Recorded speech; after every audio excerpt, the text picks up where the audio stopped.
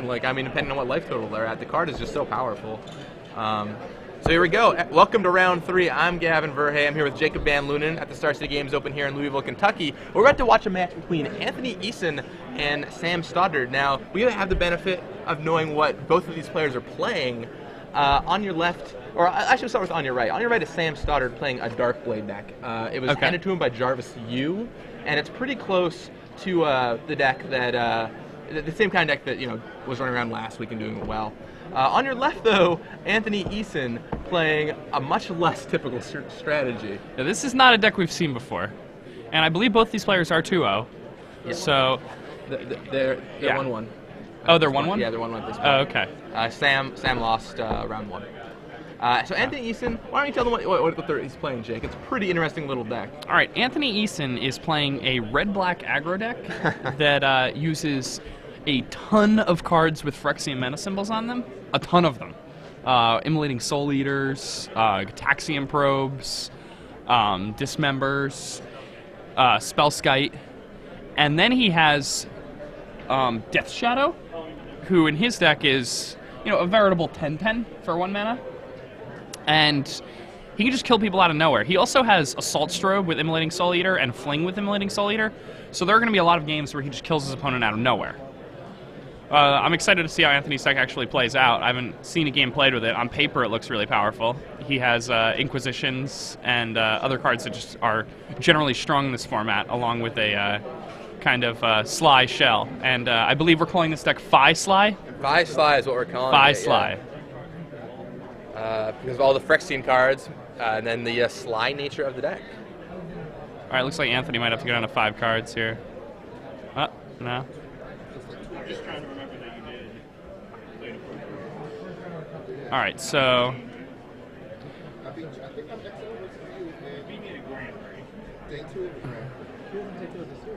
All right, so Anthony leads off with an Inquisition. He's going to see a Stoneforge, a Go for the Throat, and a Mana Leak that he can take alongside Jace the Mind Sculptor. A pretty nice hand for Sam there. Now, even though he doesn't have the mana to cast the Stoneforge, I think it's probably right to take it. Yeah, I mean, let's see, his other options Go for the Throat or Mana Leak. I think that Stoneforge is just going to be such a problem. Plus, the Stoneforge can block the early guys. If you take the Go, it takes the Mana Leak. That's interesting because I would have taken either Go for the Throat or Stoneforge before. I was thinking about Go for the Throat because it does kill your guys, but it depends what plan you're on if you're Anthony Eason. Looks like he's got Kiln Fiends, but does Anthony have a red source? No. Uh-oh. Yeah. This is bad news for Anthony Eason. Yeah, this game is going to get out of hand pretty quickly, and if he doesn't draw a red source and a way to kill that Stoneforge immediately, there's going to be a Batterskull on the table. Ooh, or Sword of Feast and Famine.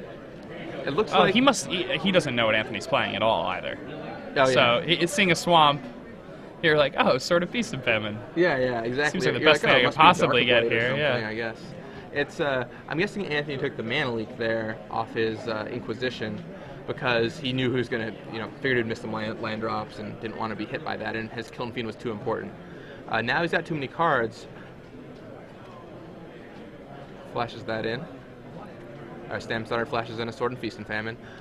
And that Feast is going to connect here. If you're Anthony Eason, do you continue playing this game? No, I pack it in. You just pack it in immediately to hide what you're playing, right? Oh. Nope. And looks a gut shot and another gut shot. All right, well, the jig is up. Yeah. Double gut shot comes down for Anthony Eason to deal with that Stoneforge Mystic when Sam Stoddard equips it. And Anthony's still not in a great spot, and he doesn't draw a land. He really needed a land there to pull back in that game. He's just sitting on a swamp now. And Sam's just going to cast a Jace. Yeah. Let's see what happens. The double gut shot is probably not something Sam Stoddard was expecting. Definitely not something he was expecting. Like, he was like, well, maybe he could disfigure me, but no, the double gut shot. I think I would definitely expect a disfigure before I expect a double gut shot in that spot. Still no land for Anthony Eason. How many cards are we in now? Looks like he's drawn probably 4 or 5 cards. Yeah, 4 after his initial 6, so 10 cards in, 1 land. Not even Jataxian probes, which he's playing 4 of, to Yeah, find I mean, another land. Yeah, the probes are, just a free cantrip. And it's a Batterskull. Yeah, now Sam Stoddard knows the right equipment to find in this matchup. He might just get a Sword of War and Peace, because he could just kill his opponent, right? No, it's a Batterskull. Yeah, I mean, Sword of War and Peace would probably be reasonable here, but I mean, Batterskull is going to get the save job done. Plus, it gives him another creature in case he's worried about that Stoneforge Mystic die. Going to connect with the sword here, lay that Batterskull, and Sam Stoddard is in a pretty dominating position this game. So he equips. Looks like he's going to Fate Seal Anthony, keeping him off lands. Put a card on bottom. Inquisition you. Once again, I don't know if I would give him the information of what's hiding over there. Yeah, I mean, now Sam knows everything. Yeah, like, I mean, if you just... there's no way you can win this game, right? Don't you just... Like, that information's pretty valuable to Sam for sideboarding. Yeah, 100%. I mean, even if you even have an idea of what's going on, you don't expect maybe some of the cards that you saw there. You don't expect the spell skites, for example, right? Right, and I also think it's strange that Anthony chose to use his fetch land on his own turn when his opponent has the active Jason play. Yeah. So he could have, I mean, he's going to lay that Spellskite. Oh, Spellskite blocks the Sorted Stoneforge. That makes sense. You can still just bounce the Spellskite. I don't know. It seems like Anthony's just so far out of this game. But maybe he's the national champion. Maybe he still thinks he's got a shot. We'll see what happens. And here comes Batterskull. I don't know. That's Stoneforge Mystic's going to connect. He's going to untap his lands. I don't know how Anthony is going to win this game. I would have just packed it in last turn. I also would have packed it in. All right, so Sam plays Squadron Hawk. He's going to look through his deck and find another 3 copies of Squadron Hawk. It's a good, pretty... So I think he now has more cards in his hand than Anthony, also, in addition to having... in addition to having 500% of the board that Anthony has. He just has everything he could possibly need.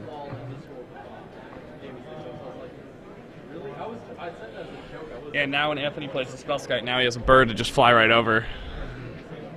And Anthony's tapped out too, so he can safely just attach that Batterskull.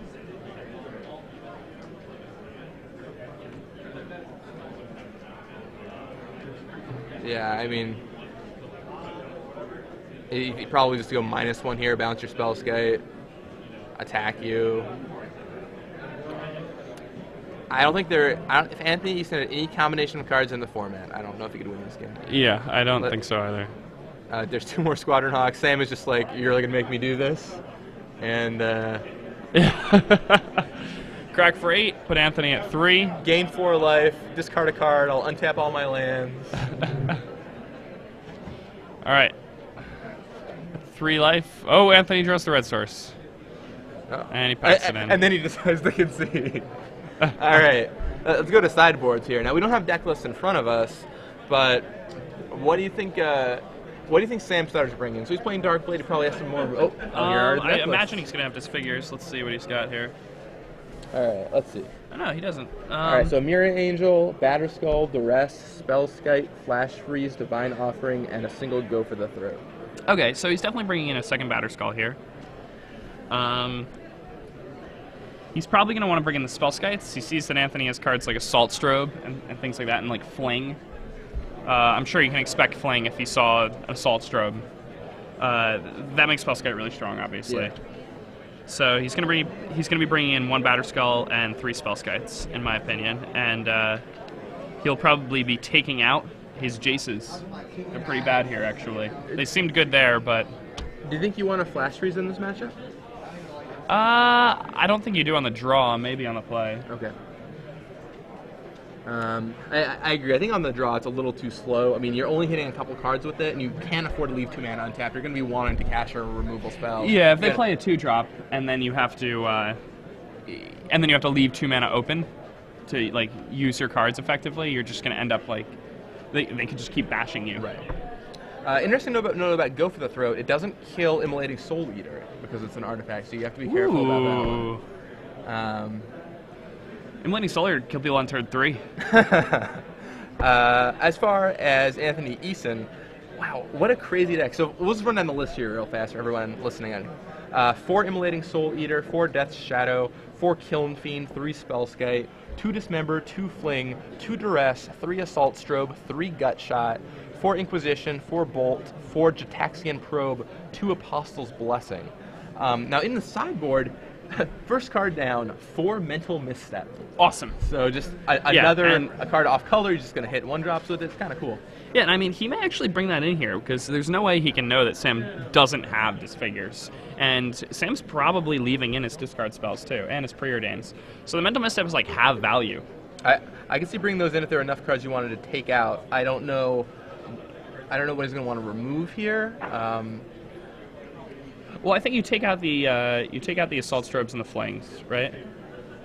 So you think you want to go for a longer game plan as opposed on the play? I mean, it seems like maybe you don't on the play. You're right. On the play, like you can just get so many free wins because if they have go for the threat. I just worry like if I'm Anthony, I'm just so scared of like if he's Darkblade, he has Spellskites in his 75. I worry about him just playing a turn 2 Spellskite. And Assault Strobe looks really awkward when it's targeting your opponent's Spellskite. I agree with that. Would Anthony maybe bring in his Dark Tutelage this year too? Like that's also got to be a card just for this matchup, right? You just have card advantage over time. That's got to be huge here. Yeah. The 3 Dark Tutelage in Anthony Eason's sideboard seemed like quite a blowout. And I mean, if he's bringing in the Dark Tutelage and like taking out the Flings and Assault Strobes, maybe he just takes out the Immolating Soul Eaters. Yeah, I mean, I think what actually is probably a sideboard plan with this deck, and maybe we'll see that happen in this game, is just take out your quick start, you bring in a longer game plan, and hope to lean on that a little bit. We might even see a couple of the Go for Throats come in to deal with some of the early creatures. Kills a Batterskull token, kills Stoneforge Mystic. It's really important for Anthony to kill a turn 2 Stoneforge Mystic too, because he can't let it put the turn 3 Batterskull into play. It's just too strong. So Anthony Jataxian probes before anything else. All right, so full information. Goes down to 18, gets Sam Stoddard hand. Looks like Sam had Duress and a Mirror Angel, a bunch of lands. I couldn't quite see what the other spells were. Then he Duresses him. All right, so takes that Duress. Duress for Duress. And he knows Sam has a Stoneforge for turn 2, and he knows Sam has a Mirror Angel for turn 4. Ideally, what Sam wants to be doing is casting or using a Stoneforge's ability on turn 3, but we know for a fact that that's not going to happen. Sam's going to go ahead and play the Stoneforge Mystic. This is almost certainly going to grab Batterskull. Baneslayer Angel is good against red decks. Someone told me that once. Yep, and they were right. And a 4/4 Baneslayer Angel is no different. Plus, the Vigilance is pretty important here too. Oh, it's huge. You can serve in, and then not against this particular red deck all the time. And if they kill it, you can just return it to your hand and cast it again. Yeah, exactly. Doesn't even leave play when you kill it. Bolt down that Stoneforge Mystic. And hitting the bolt on the Stoneforge Mystic there is very important. Yeah, and it's weird. Like I remember when Stoneforge Mystic first started seeing play, it was a card you didn't want to use removal spells on because you ended up behind when you used a removal spell. They already got a card out of it. Right. But now that you have like cards like Batterskull and you're a red deck, you absolutely 100% need to get rid of those cards immediately.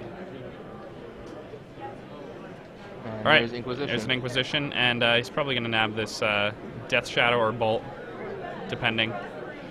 Right now, Death Shadow doesn't do anything, so... So he did leave in an Assault Strobe there. And Sam's looking at that Mirror Angel in his hand thinking, well, if I just get that Bolt out of the way, this Angel can come down. And tokens are definitely a big issue for Anthony Eason's deck, but he decides to go with taking the Death Shadow instead. I mean, I like taking the Death Shadow there. When you take the Death Shadow, what you say is like, all right, well, I don't know what your deck does, but I do know that I have no idea where Death Shadow belongs. And Right. if that's the case, then you want to kill the Death Shadow. Right. That's like a good lesson to learn is when you Thoughtseize your opponent, you have no idea why a certain card's there, take that card. It's the Chris Bakula rule, right? If you don't know why something is there, just always kill it. There's always good reason, and it's never what you want to see. So Anthony Eason with the Kiln Fiend there. We know he's got Assault Strobe in his hand. We know he has Lightning Bolt in his hand. And we'll probably see a Mirror Angel come down for Sam Stoddard here, or does he have a way to deal with that Kiln Fiend?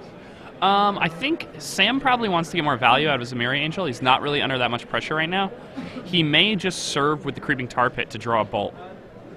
Nope. Looks like he's going to play the Amiri Angel. There's the Angel. Now Anthony can just bolt the Angel, crack in for 4, and then Assault Strobe it to make that 8. If he has another spell, that could be pretty disastrous. Oh, he does. I think he has a gut shot, too. Oh, my. All right, here we go. Assault Strobe, that makes it a 3. Lightning Bolt, that makes it a 5. Sam cracks Fetch Land in response to get a token. Well, that actually makes it 4 and then 7. It's +3/+0. Oh, +3? Yeah. Wow, that's so big. Oh, man. I were building on a budget. I kill and fiend all the time. I'm not going to lie, I've never cast a Kill and Fiend in construction before, but I'm just not that kind of guy. I have played with a lot in Limited, though, so I should know that. I love the... Yep, and that's lethal. That's 20 points of damage. Well... No, it's 20 points of damage. 20 points of damage. That's it. Wow. I did not expect Anthony to win that game. That was awesome. That is what Anthony's deck tries to do. Very nice. So, yeah, out of nowhere, Kill and Fiend, untap. 1 spell, 2 spell, 3 spell. Third one is, or the first one is an Assault Strobe, whatever order. Kill all your blockers, attack you for 20, double striking, lethal damage. That's definitely not something Sam expected. 19-0. Sam's got to be kicking himself right now because if he had taken any other card with his discard spells at any point, he wins that game. Yeah, I mean, if he takes the Bolt over the Death Shadow, that game is much different. Yeah. I mean, he still... Yeah, I mean, the Mirror Angel comes down, still gets a token, and yeah. Gut Shot was the card Anthony needed to have that turn, and he found it. Yeah, and sometimes you get there. Yeah. Now Sam's going to be on the play for this game, and now do you think we see those Flash Freezes come in? I think they're significantly more likely to come in now. Yeah, I mean, I think you can hold it on turn 2. He hasn't seen Immolating Soul Eater yet, but he can probably safely guess they're in there.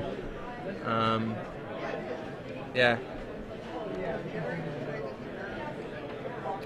Let's see. And then maybe for Anthony, I don't know if his game plan's going to change. I mean, obviously left Assault Strobe in that game. I don't know if maybe you want Dark Tutelage. We'll see what happens. Yeah, I mean, I think you want Dark Tutelage here, especially like on the draw against. Yeah, I mean, it just seems like the matchup you want it for, right? You just have a continuing source of card advantage. Yeah. I don't think you're going to play against Drogo in this tournament at all. So it's in that sideboard. Let's see. He's either decided that he didn't want it in his sideboard after the fact, or it's coming in here. Let's see. How do we think Apostle's Blessing is in this matchup? Probably not great. I guess, you know what? Naming white and targeting an Immolating Soul Eater, a Death Shadow, or a Kill and Fiend might just kill your opponent. Naming white seems pretty good. You can also respond to removal spells too, which is pretty nice. On the flip side, it's a reactive card. You're already on the draw, so it's hard to know. All right, players drawing their opening hands. Anthony's got a keeper. Sam's going back to 6 cards here.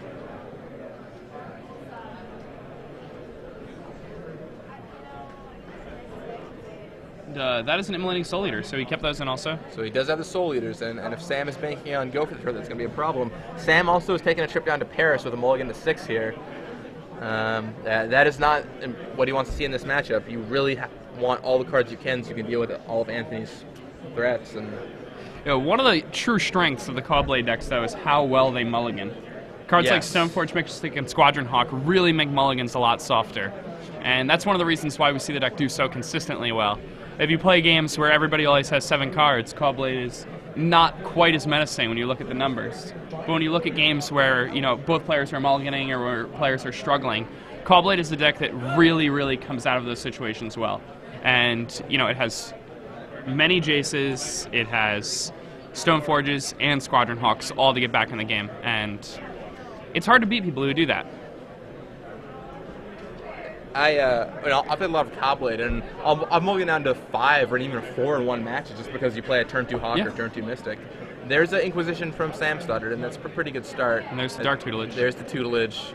And, I mean, you can look at that immolating Soul Eater, but I think that tutelage is going to be such a big problem. Sam is kind of grimacing here. He's like, well, that tutelage is going to be an issue, but that Soul Eater is going to be a problem. I think you have to take the tutelage depending on what's in your hand, but that you're not happy to see that Soul Eater right there, especially with Death's Shadow in his hand, too. Yeah.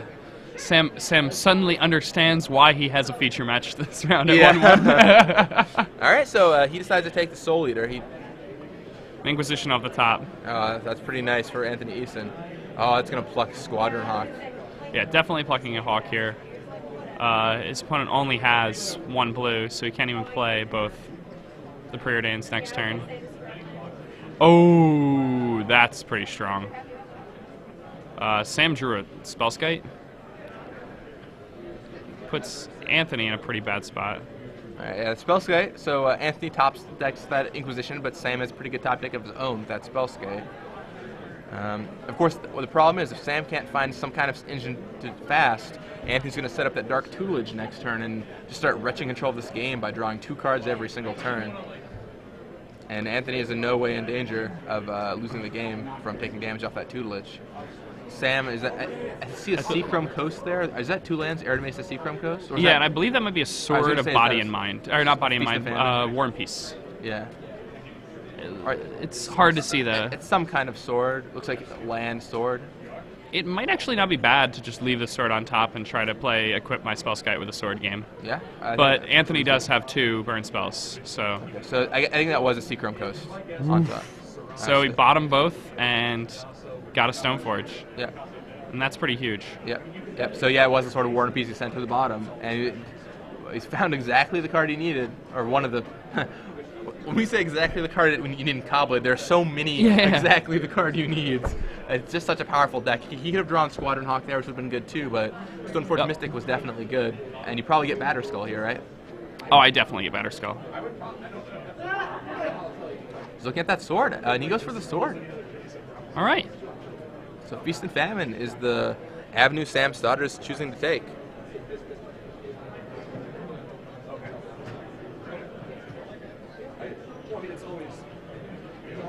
And cracks Verdant Catacombs. All right, so he'll use his life total as a resource a little bit there, and he'll go ahead and he'll get rid of that Spellskite. He forces Sam. He targets the Stoneforge Mystic with a Lightning Bolt, forcing Sam to use 2 life, and every life point counts when you're fighting with the red deck. So definitely, he moves it to the Spellskite. Do you think leaving Spellskite in play over Stoneforge Mystic is better there? Well, you make your opponent use 2 spells if you redirect. To kill the... Because he targeted the Stoneforge Mystic, so you don't know what other spell he has. So, sure. Like, if you just let the Stoneforge Mystic die, then he just used 1 card to deal with it. But if you redirect, then he has to use another card to actually kill the Spellskite. Do you mean the Mystic? No, he has to use another card to actually kill the Spellskite. He had to use the Gut Shot from his hand. Yeah, I mean, using the Gut Shot is super valuable. Is that a Despise from Sam Star there? Yeah. I mean, using the Gut Shot or another card to kill it is pretty valuable. I agree leaving Stoneforge Mystic or redirecting is the correct play. I was just wondering if there was a line of play where maybe you let the Mystic die. But all right, there's a bolt on that Mystic. Down comes the sword. But that Dark Tutelage is going to be a big problem for Sam Stoddard. Yeah, he has his Jace. The Black Jace. The Black Jace Bellerin. Which actually has an advantage in his deck. Yeah. And with an actual advantage on it. All right, there's another Stoneforge Mystic for Sam Stoddard. And now we're almost certainly going to see Batterskull, right? I mean, put that War and Peace in the bottom. I can't imagine he's going to go and grab it now. Let's see. Yep, there's the Batterskull. Now Anthony will see what he finds off of that Dark Tutelage. Heard some people saying that they didn't want to call Cawblade anymore. They wanted to call it Batter because you don't get swords ever. You just get Batterskull every time. Batterskull is pretty ridiculous. All right, there's a Duress. Takes away that Batterskull. That's huge. That is absolutely gigantic. And now Sam has nothing. And there's a second Dark Tutelage for Anthony Eason. Putting Anthony down to 13. He's just going to... All right, so he's not going to play He it. ups to not letting that tutelage. Maybe he's just afraid. Maybe he's like, well, this is the only way I can lose this game.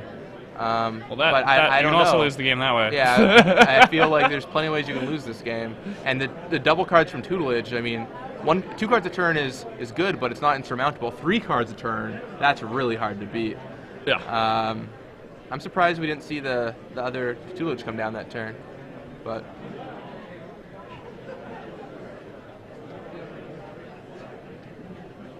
Down comes a swamp. And there's an Immolating Soul Eater. And a Death Shadow for Anthony Eason. So Death Shadow is a 2/2. Yes. It's currently a 2/2.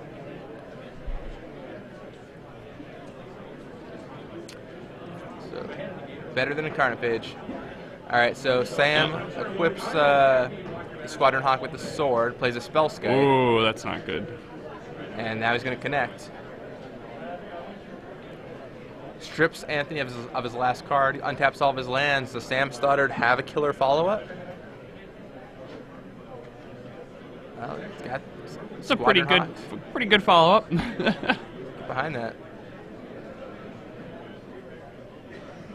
And Sam Stoddard's board went from nothing Yep. and no cards in hand to this And that in is 2 what- turns with no spell that affected this thing, and that's why Clawblade is so strong. That's what Squadron Hawk does well. Clogs the board up, gets you a bunch of guys out of nowhere, and then with those swords, it's just so brutal. So Anthony pays a bunch of life there to keep his Death Shadow around, but Immolating Soul Eater bites the dust. And now Sam's going to knock Anthony to 5? To 4. Ooh. Aggressive. And now it's rough spot with that Dark Tutelage. Yeah, I don't know. I think Anthony's... All right, and he goes down to 3 from the tutelage. I think Anthony's done for this game. I don't think he has an answer. Yep, he And packs that's him it. in. Wow, I did not expect Anthony to lose that game. Sam had nothing in play, and Anthony was drawing 2 cards a turn. Yep, it's just a reverse situation from